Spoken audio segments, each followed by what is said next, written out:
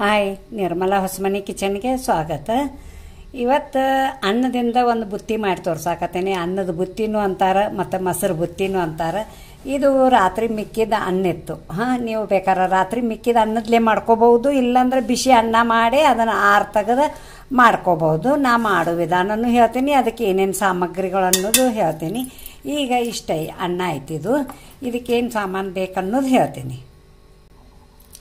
ನೋಡಿ, ಬೆಳ್ಳುಳ್ಳಿ ಪೇಸ್ಟ್ ಬೇಕು, ಹಸಿ ಶುಂಠಿ ಪೇಸ್ಟ್ ಬೇಕು, ಒಂದು ಸ್ವಲ್ಪ ಅಲಂಕಾರಕ್ಕೆ ಕೊತ್ತಂಬರಿ ಇಟ್ಕೊಂಡೇನಿ, ಇದು ಕಾಳು ಮೆಣಸಿನ ಪುಡಿ ಇಟ್ಕೊಂಡೇನಿ, ಮೊಸರು ಅಂದಾಜು ಹಂಗೆ ಇಟ್ಕೊಂಡೇನಿ, ಇದು ಹಾಲನ್ನು ಒಂದು ಅರ್ಧ ಗ್ಲಾಸ್ ಇಟ್ಕೊಂಡೇನಿ, ಒಂದು ಸ್ವಲ್ಪ ಏಲಕ್ಕಿ ಪುಡಿ ಇಟ್ಕೊಂಡೇನಿ, ಮತ್ತು ರುಚಿಗೆ ತಕ್ಕಷ್ಟು ಉಪ್ಪು ಇಟ್ಕೊಂಡೇನಿ. ಮಾಡೋ ವಿಧಾನ ಹೇಳ್ತೇನೆ ನೋಡಿ. ಅನ್ನದ ಮೇಲೆ ಒಂದು 4 ಸ್ಪೂನ್ ಮೊಸರು ಹಾಕ್ತೇನೆ. ಮೊಸರು ಭಾಳ ಹಾಕಂಗಿಲ್ಲ, ಸ್ವಲ್ಪ ಪುಡಿ ಹಾಕೈತೆ ಅಂದ ಕೂಡಲೇ. ಮತ್ತು ಇದನ್ನು ಸ್ವಲ್ಪ ಕಲಿಸ್ಕೊತೀನಿ.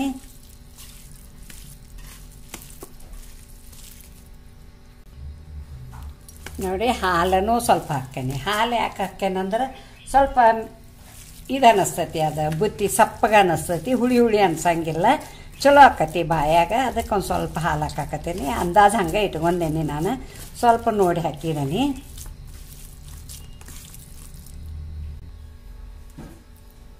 ರುಚಿಗೆ ತಕ್ಕಷ್ಟು ಉಪ್ಪು ನೋಡಿ ಹಾಕೋಬೇಕು. ಅನ್ನಕ್ಕೆ ಉಪ್ಪು ಹಾಕಿರ್ತೇವೆ ಆಲ್ರೆಡಿ. ಸ್ವಲ್ಪ ಏಲಕ್ಕಿ ಪುಡಿ ಹಾಕತ್ತೀನಿ, ಒಂದಿಷ್ಟು ಹಾಕತ್ತೀನಿ, ಅರ್ಧ ಸ್ಪೂನ. ಮತ್ತು ಬೆಳ್ಳುಳ್ಳಿ ಪೇಸ್ಟ್ ಹಾಕತ್ತೀನಿ, ಹಸಿ ಶುಂಠಿ ಪೇಸ್ಟ್ ಹಾಕತ್ತೀನಿ, ಕಾಳು ಮೆಣಸಿನ ಪುಡಿ ಹಾಕತ್ತೀನಿ. ನೋಡಿ, ಅದನ್ನೆಲ್ಲ ಕಲಿಸ್ತೀನಿ. ಈಗ ಬಿಸಿಲು ಸೀಸನ್ ಐತಿ. ಬಿಸಿಲು ಸೀಸನ್ದಾಗ ಮತ್ತು ನೀವು ಮಧ್ಯಾಹ್ನ ಊಟ ಹೋಗಂಗಿಲ್ಲ, ಮಾಡಿ ಉಣಬೇಕು.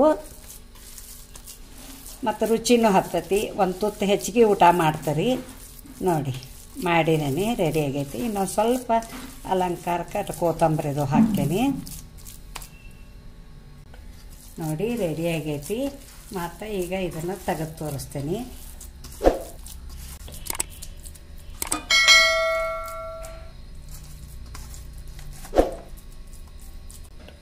ನೋಡಿ, ಅಲಂಕಾರಕ್ಕೆ ಒಂದು ಸ್ವಲ್ಪ ಕೊತ್ತಂಬರಿ ಹಾಕೋತೀನಿ. ನಿಮಗೆ ಇಷ್ಟ ಇದ್ರೆ ಹಾಕ್ಕೊಳ್ಳಿ, ಇಲ್ಲಕ್ಕ ಬಿಟ್ಟರೂ ನಡೀತೈತಿ.